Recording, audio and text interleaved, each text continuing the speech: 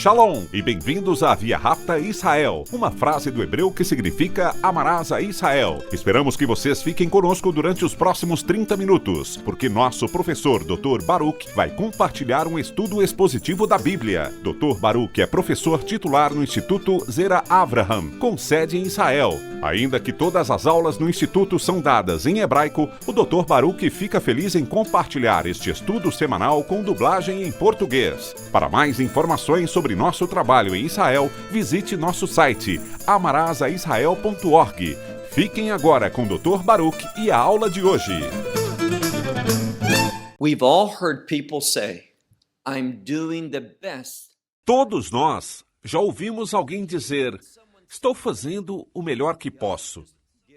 E com frequência, quando alguém diz isso, os demais toleram o que tem acontecido. Ou seja, se fazem o melhor que podem, temos que aceitar isso. Mas entendamos algo. Para Deus, nunca o seu melhor esforço será algo aceitável. Nunca poderá parar diante do seu trono de juízo e lhe dizer, Deus, eu fiz o melhor que pude, para que ele te responda algo assim como, bem, tudo bem, entra no meu reino. O que você fez foi suficiente. Devemos entender isso.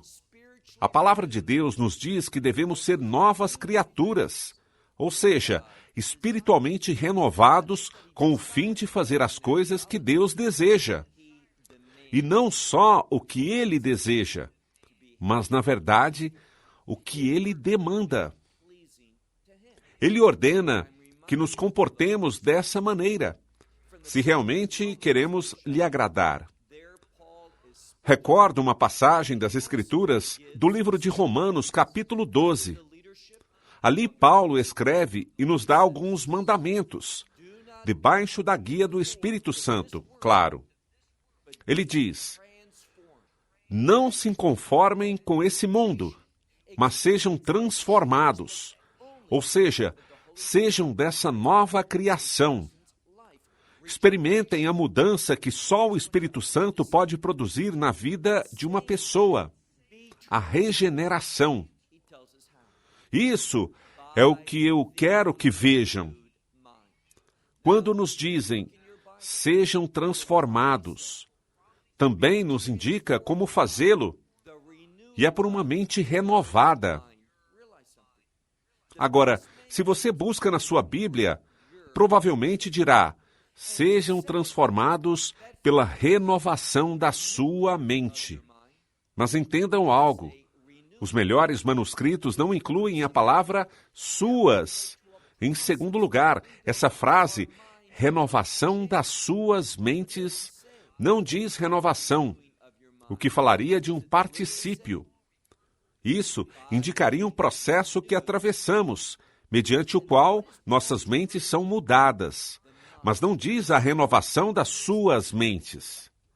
O que é que ele literalmente diz? Por uma mente renovada. Ao que se refere Paulo? A mente do Messias. Aqui está o fato bíblico. Devemos pensar diferente, e para fazê-lo necessitamos de uma mente diferente. Qual mente? A mente do Messias. Devemos substituir nossas mentes, nossa maneira de pensar, pela mente e maneira de pensar dele. Te darei outro exemplo bíblico para sustentar isso. Voltaremos a ver mais adiante, também no estudo do livro de Mateus. Não hoje, mas em algumas semanas. Uma certa vez, o Messias estava compartilhando uma verdade com respeito à vontade de Deus. Ele revelou que iria à Páscoa em Jerusalém, e ali ele seria executado, que daria a sua vida. E o que disse Pedro? Pedro disse, jamais. Isso não vai acontecer. De fato, Pedro começou, segundo a Bíblia, a repreender Yeshua, a Jesus de Nazaré, o mesmíssimo Filho de Deus. E o que disse o Messias como resposta? E, por favor, prestem atenção a essas palavras. Ele disse a Pedro, Aparta-te de mim, Satanás. Entendam algo. Quando estamos em desacordo com Deus, como quem nos comportamos? Como nosso inimigo, Satanás. Ele disse: te repreendo, Satanás, porque não está pensando como deveria. Está pensando como pensa um homem. Ouviram isso? O Messias estava desgostoso com Pedro, porque Pedro, um homem, estava pensando como um homem. E você poderia dizer: e de que outra maneira poderia pensar uma pessoa? Um ser humano pensa como um ser humano, mas fazer isso jamais é aceitável diante de Deus. Por quê? Devemos ser novas criaturas. Devemos experimentar essa mudança, essa regeneração que vem pelo Espírito Santo. Devemos ser novas criaturas no Messias para que unicamente dessa maneira possamos pensar de forma adequada. Pegue sua Bíblia e venha comigo ao livro de Mateus, capítulo 15. Livro de Mateus, capítulo 15. Já vimos algo. Vimos que líderes muito importantes chegaram de Jerusalém. Falo dos escribas e fariseus. E quando eles viram os discípulos do Messias, disseram o seguinte: teus discípulos estão quebrando as tradições dos anciões. E entendamos algo, e é que do que eles falam não tem a ver com as Escrituras. Mas eles falam das suas tradições e especificamente da tradição de lavar as mãos. Por quê? Como eu expliquei na semana passada, não tem nada, e direi de novo, não tem nada a ver com as leis do kashrut. As leis alimentícias nas quais pensamos frequentemente quando escutamos o termo kosher. Não. O Messias e eles falavam sobre a contaminação, aquilo que é impuro, aquilo que é considerado imundo. O que, de acordo com as tradições, e quero enfatizar isso, segundo as suas tradições, aquilo que é imundo pode ser aderido à comida. E o contexto seria, obviamente, a comida kosher. Ou seja, estão comendo alimentos permitidos segundo a lei de Moisés. Mas aquilo é imundo. Aquilo que é impuro se adere à comida. E se você come, se entra na sua boca, sua forma de pensar era que isso contaminaria a pessoa e a faria imunda. E tudo isso se baseia nos ensinamentos de homens, e não na palavra de Deus. Nada do que se discute nesse contexto se encontra na lei de Moisés. O que o Messias lhes disse, então, quando começaram a criticar seus discípulos? Lhes disse, e comecemos com isso. Leiam comigo o versículo 7. Mateus, capítulo 15, versículo 7. Qual é a primeira palavra que vemos? Hipócritas. É uma palavra muito forte. Aqui temos Yeshua, Jesus de Nazaré, falando com pessoas muito importantes que vieram de Jerusalém para escutá-lo e que vieram para criticar e julgar que seus discípulos comem o pão sem antes ter lavado as mãos, pelo qual poderiam se contagiar pela contaminação do pão através das mãos ao comê-lo. Mas essa é a verdade bíblica. Eles estavam preocupados pela contaminação, mas eles sabiam a verdade. Por isso, Yeshua lhes chamou de hipócritas. Um hipócrita é alguém que conhece a verdade, mas a rejeita. E com o fim de esconder a sua desobediência, com o fim de justificar o que eles queriam, fazem com que todas as suas ações sejam religiosamente apropriadas, mas por dentro eles sabem que não são. Por isso, Yeshua lhes chama de hipócritas. Uma vez mais, hipócritas. E me encanta isso. De imediato vai à profecia. Várias vezes lhes disse que quando o Messias ensina, ele utiliza os escritos dos profetas. E diz aqui, e é uma palavra para algo que é bom, algo que está bem. Ele diz, hipócritas. Bem profetizou sobre vocês o profeta Isaías quando disse, e vai às Escrituras. Eles não, eles buscavam os escritos dos homens. Mas o Filho de Deus, o Messias Yeshua, Jesus Cristo, ele busca a verdade profética e diz, bem profetizou sobre vocês Isaías quando disse. E o que Isaías revela sobre o povo? Ele diz, esse povo se aproxima de mim com sua boca e me honra com seus lábios. Mas qual é o problema? Mas seus corações, e quero ler isso e traduzi-lo de forma cuidadosa e precisa. A seguinte palavra que aparece no texto é a palavra para estar muito longe, à distância. E o que quer dizer é o seguinte, esse povo, ainda que digam coisas agradáveis, me honra com suas bocas e com seus lábios. Dizem coisas bonitas. A verdade do assunto é que longe, e a seguinte palavra significa manter algo. Eles mantêm a si mesmos longe da verdade. Por que digo isso? Porque eles estão longe do Messias. Mantêm a si mesmos assim. E o que mais eles fazem? Versículo 9. Esse é seu problema. E a seguinte palavra é muito informativa. Eles estão abraçando ensinamentos de homens, não os ensinamentos de Deus. Eles deixam de lado os ensinamentos de Deus para justificar o que eles querem, na sua própria perspectiva, para ver as coisas que eles querem ver. E qual é a seguinte palavra? Vaidade. Essa palavra significa algo que é inútil, e é a vaidade. E aqui há algo a entender sobre a inutilidade e a vaidade numa perspectiva bíblica. Devemos entender isso como algo que não é duradouro, que não tem uma relevância que perdure no tempo. Em outras palavras, algo que não está relacionado com o reino de Deus. Sempre que seguimos os ensinamentos do homem, deixando de lado a palavra de Deus, deixando de lado a revelação de Deus e seus mandamentos, isso nos converte em pessoas que vivem uma vida inútil, uma vida vã, que não tem conexão com o reino. Assim que diz, mas em vão ou inutilmente eles me adoram, ensinando como doutrina os preceitos, os mandamentos dos homens. Aqui está o problema.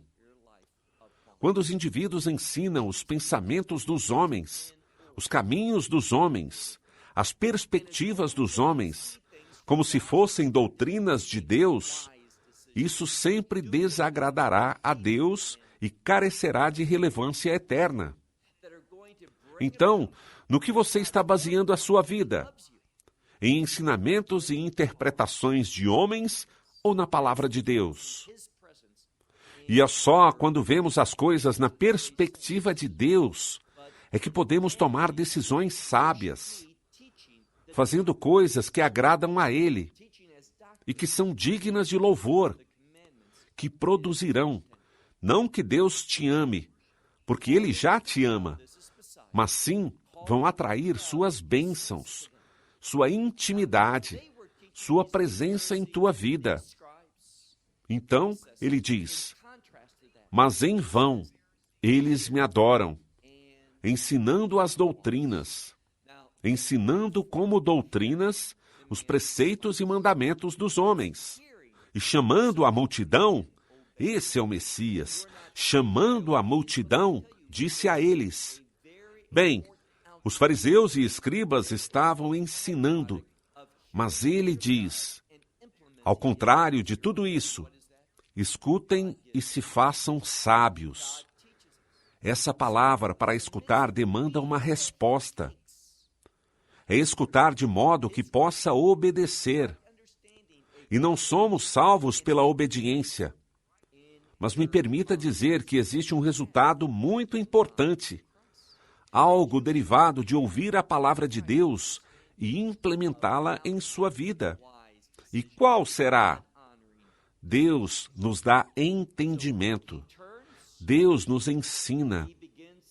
É no meio da obediência que Ele toma a sua verdade, sua sabedoria, o entendimento correto, a perspectiva de Deus e a implanta na sua mente, de maneira que você ter a mente de Cristo, que você possa ter o entendimento correto sobre como tomar decisões sábias, decisões que honram a Deus.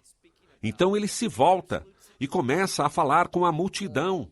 Escutem e entendam. E o que disse logo? Não é o que entra à boca o que contamina o homem. Essa frase, e quero enfatizá-la por um momento, literalmente diz, ao homem. E por que esse artigo está determinado?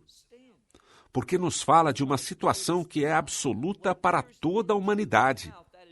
O artigo determinado, essa palavra ao, aparece antes de homem.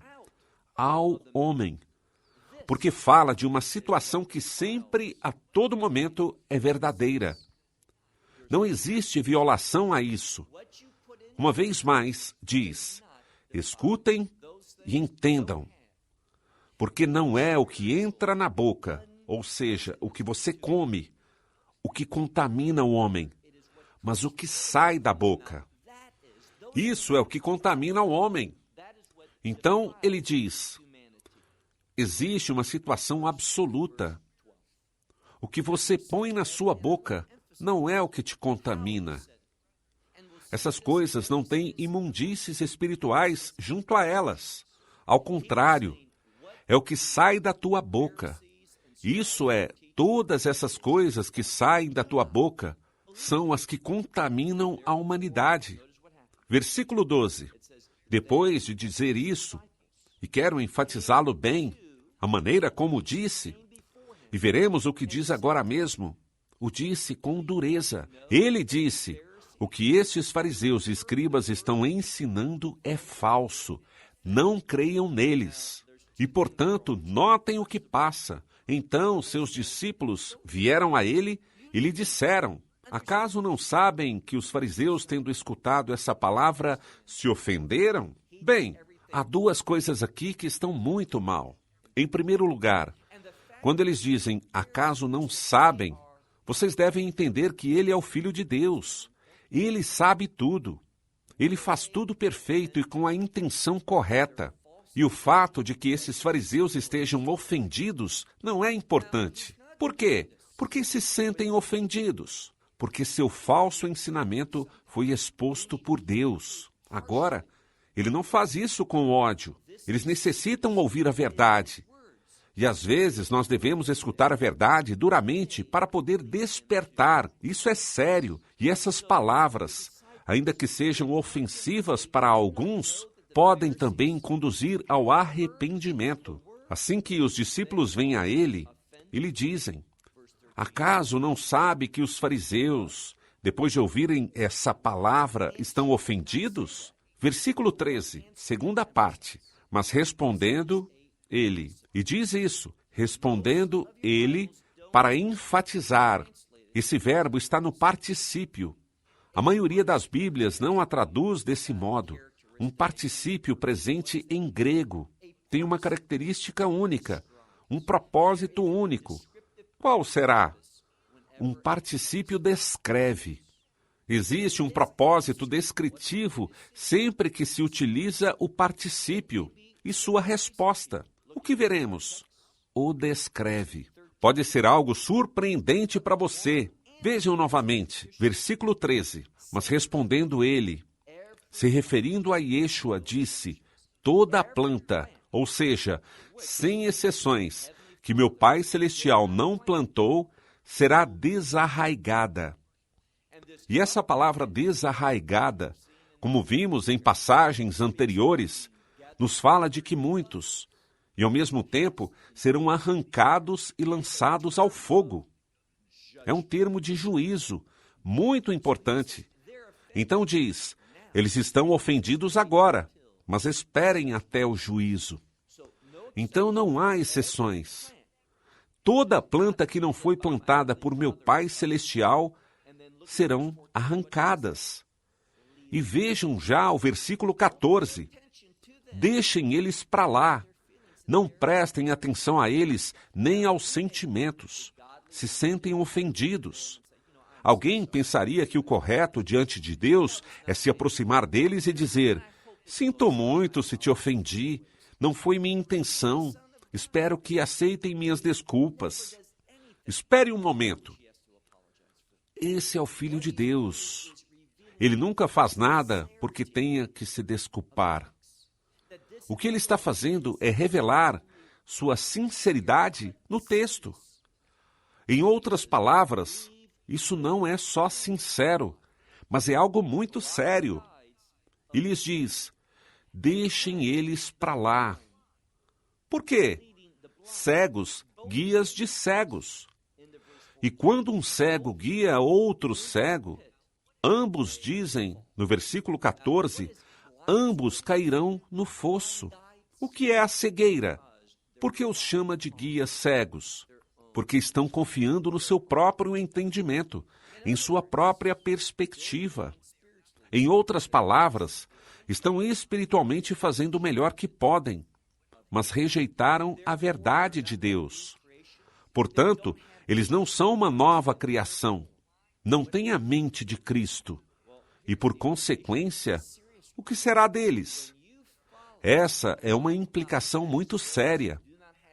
Quando você segue a guias cegos, aqueles que não têm a luz da palavra de Deus, que não estão vendo as coisas de uma perspectiva da Bíblia, eles não te oferecerão uma interpretação bíblica sã e farão que você também caia no fosso. De novo, isso é muito sério. Devemos entender a sinceridade do texto e como nos fala sobre um resultado que tem graves implicações. Versículo 15. Mas, e esta palavra significa em contraste com mas Pedro, e como com frequência reafirmo. Tinha que ser Pedro, certo?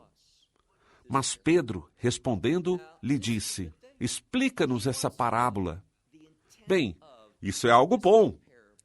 Ele quer saber a intenção dessa parábola quando diz, não é o que entra no teu corpo, na tua boca, o que contamina uma pessoa. Pedro escuta isso e se surpreende, pois não é o que entra, mas o que sai, o que contamina, e ele deseja um maior entendimento, o que é algo bom. Então diz, Pedro, respondendo, lhe disse, explica-nos essa parábola. Versículo 16. E Yeshua disse, todavia, e isso denota um grau de decepção. Todavia, não são maduros. Todavia, não cresceram no entendimento da palavra de Deus. Falhar nesse aspecto é algo que desagrada muito a Deus. Então diz, todavia, vocês se encontram. E a palavra aqui, possivelmente suas Bíblias digam sem entendimento, sem entender. Mas se realmente entendem o grego, significa estar contra o entendimento. Se você se aproxima de Deus com o desejo de aprender a verdade, Ele te revelará. Se você ora sobre a palavra de Deus e pede, Deus, me ajuda a entendê-la, e diligentemente aplica a metodologia bíblica para entender a palavra de Deus, o Espírito Santo será teu mestre, conhecerá a verdade. Mas se você confia no teu próprio entendimento e diz, assim é como vejo, se você confia no teu próprio entendimento, você está se opondo ao verdadeiro conhecimento da verdade de Deus. Ele diz, já não sejam sem entendimento, porque não compreendem que tudo o que entra na boca também entra no estômago, certo? Não é difícil de entender. Você come algo, passa por tua boca, pelo estômago e logo sai. É lançado.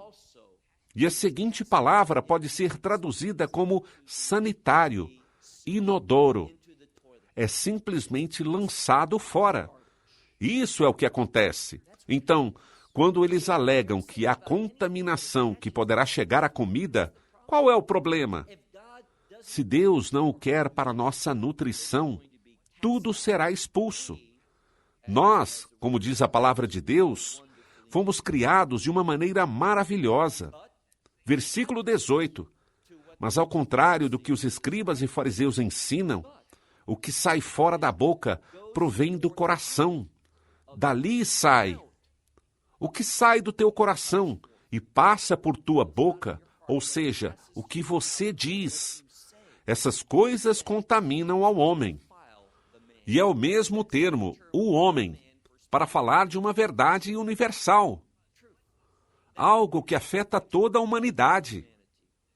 Quero que escutem isso. É o que dizemos.